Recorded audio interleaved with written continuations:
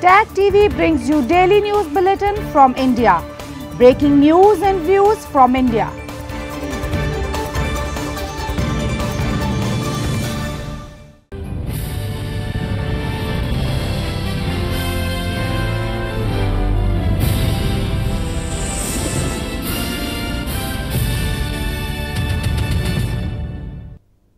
Good evening, welcome to South Asia Newsline. I am Uzma Jafri. Here are the top stories we are tracking for you on Friday, the 8th of March. Death toll rises to at least 2 in grenade attack in India's Jammu and Kashmir.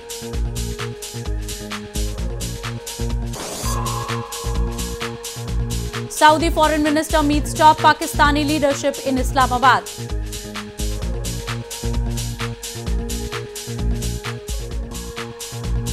And no direction to withdraw troops from Afghanistan, says top US general.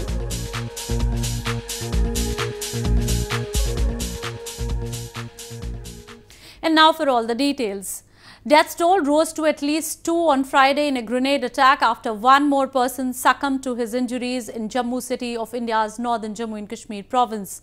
Within hours of the blast on Thursday afternoon, police claimed to have arrested the accused belonging to Pakistan-based Hizbul Mujahideen terror outfit. Death toll rose to at least 2 on Friday in a grenade attack after a 32-year-old man succumbed to his injuries in Jammu city of India's northern Jammu and Kashmir province. The grenade blast, which happened at a bus stand in Jammu city on Thursday afternoon, had injured over 30 persons. A teenager from Uttarakhand province had earlier succumbed to his injuries from the powerful blast on Thursday. Within hours of the incident, police claimed to have arrested the accused and said he was tasked by Pakistan-based Hizbul Mujahideen terror outfit to carry out the attack. In the preliminary interrogation, he has revealed that he was tasked to throw this grenade by the district commander of Hizbul Mujahideen in Kulgam, by the name of Farooq Ahmed Bhatt, alias Umar. The third grenade attack by terrorists on Jammu bus stand since May last year comes just 3 weeks after at least 40 Indian security personnel were killed in a suicide bomb attack in the province by Pakistan-based Jaish-e-Mohammed terror group. Authorities on Thursday sanctioned additional 200 bunkers for the people living close to the border in India's northern Jammu and Kashmir to protect them from Pakistani shelling. There has been a spate in ceasefire violations by Pakistan along the border in the province. Keeping in view the recent spike in incidents of cross-border firing along the frontier by Pakistan in India's northern Jammu and Kashmir, the government on Thursday sanctioned an additional 200 bunkers for families living in Rajouri district of the province.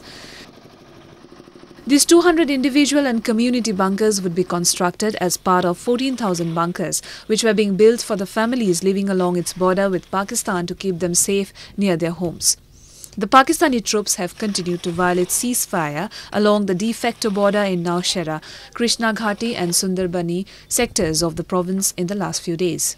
जो border के रहने वाले लोग हैं जिनको लगातार ceasefire violation का सामना करना पड़ता है, शेलिंग प्रोन और जो वल्नरेबल इलाका जात हैं, वहाँ के जो रेजिडेंट्स हैं जो लेफ्ट आउट थे, उनके लिए ये प्रोविजन रखा गया है. इन 200 में से 180 इंडिविजुअल बंकर्स हैं और इसमें 20 कम्युनिटी बंकर्स हैं. जब पहले ये बैंकर नहीं थे, लोग कहीं सेफ जगह पे जाना चाहते थे, कोई पहाड़ी हो उसके नीचे, लेकिन जब फायरिंग शुरू हो जाती है तो अगर दूर है तो फिर मुश्किल है, घरों में रहना पड़ता था. घर जो है इतना ताकतवर नहीं होता था. अब तो आसानी होगी लोगों को, अगर हर घर के पास एक बैंकर है, चलो 10 सेकंड में उस बैंकर में चले जाएंगे, अपने आप में सेफ महसूस करेंगे. The troops of arch rivals India and Pakistan intermittently exchanged fire across the border despite an agreement in 2003 that the ceasefire should be observed along the working boundary. Both New Delhi and Islamabad blame each other for resorting to unprovoked firings. In news from Pakistan, Saudi State Minister for Foreign Affairs on Thursday met Pakistan's Prime Minister Imran Khan in Islamabad during his day-long visit to Pakistan. The two leaders discussed the ongoing India-Pakistan tensions and matters of regional and bilateral interest.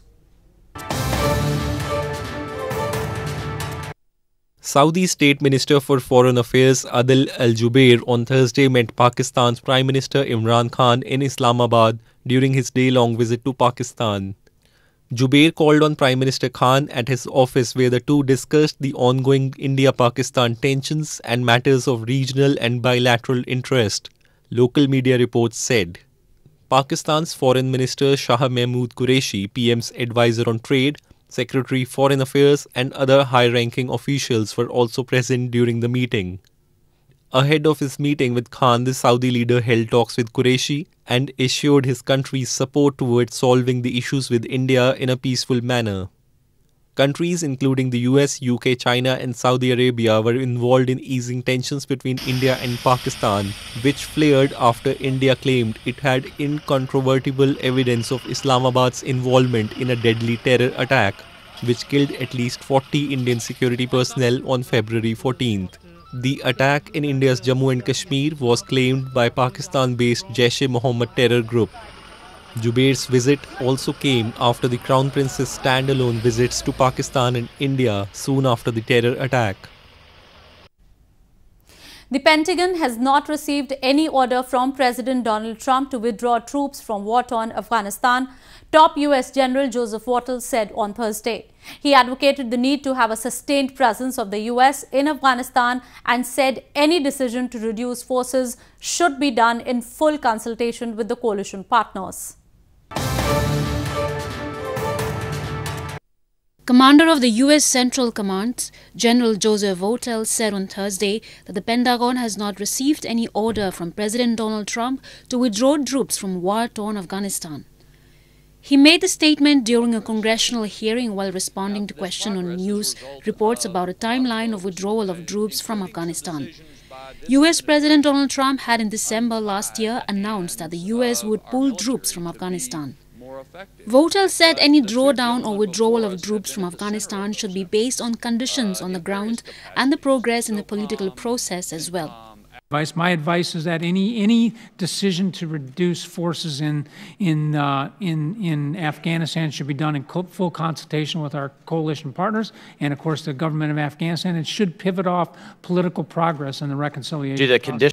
More than 2,400 U.S. security personnel have died in the 17-year-old war in Afghanistan, and Pentagon officials have repeatedly warned that a precipitous exit would allow militants to develop new plots on America like 9/11 attacks.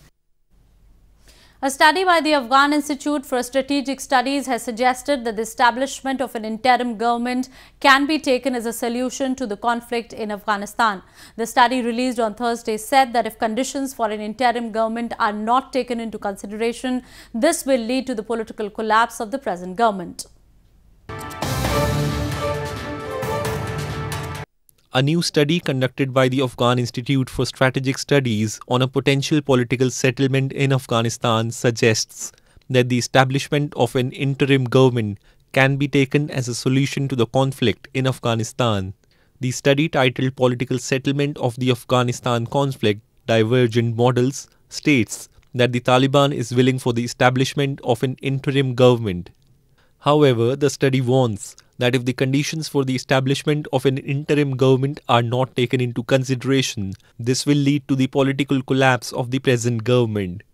تحقیق نشان میده که طالبان آماده نیستند که به نظام دموکراتیک بپیوندند و اما در نتیجه یک فرایند صلح و مذاکرات سیاسی اونا بیشتر تمایل به راهکارهای گذار و دوره انتقالی دارند، همچون حکومت موقت.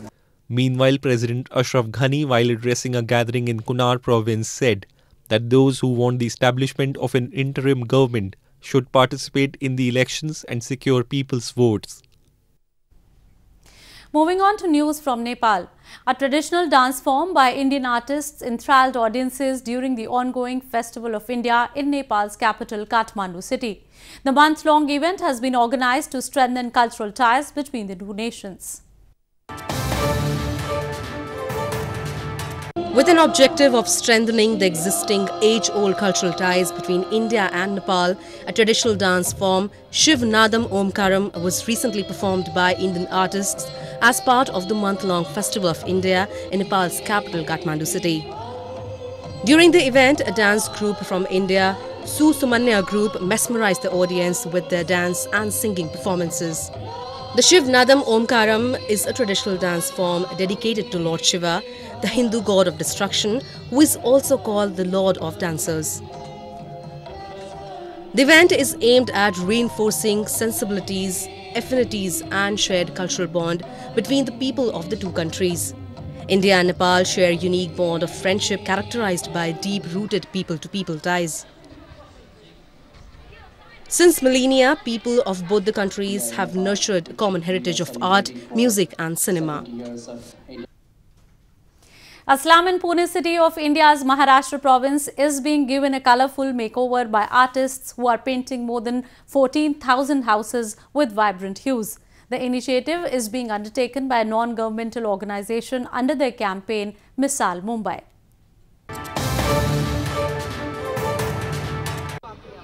A slum in Pune city of India's Maharashtra province is being given a colourful makeover by the artists of a non-governmental organisation who are painting the walls of the shanty dwellings with vibrant hues.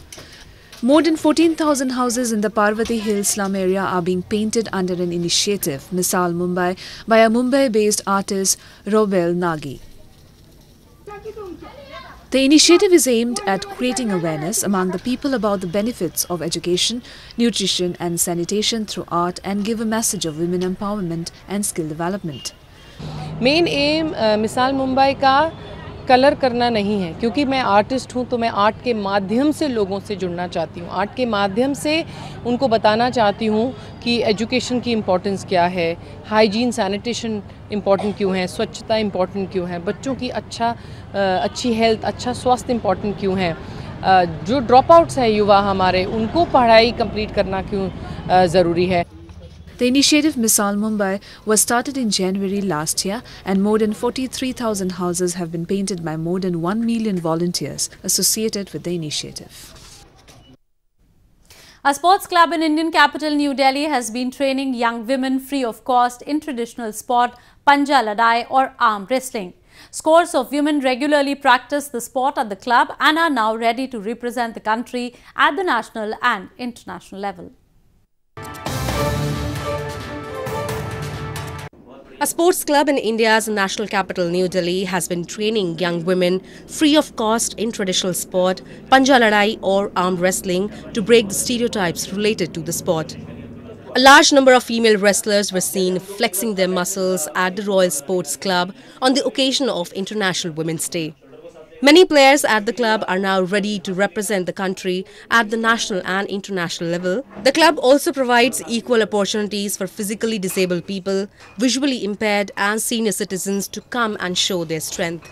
Women are not less than men, they are equal and more than men. हर औरत में दुर्गा काली बसती है. I think every woman should come ahead of their housework and they should show the world that women are unstoppable and they're very strong.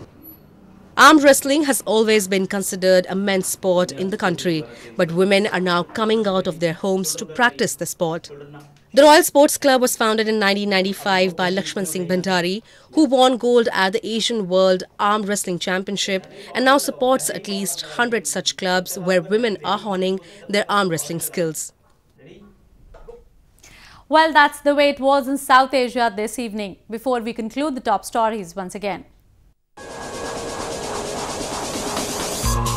Death toll rises to at least 2 in grenade attack in India's Jammu and Kashmir.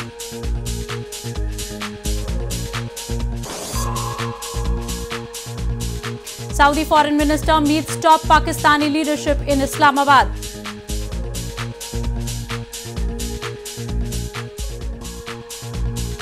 And no direction to withdraw troops from Afghanistan, says top US general.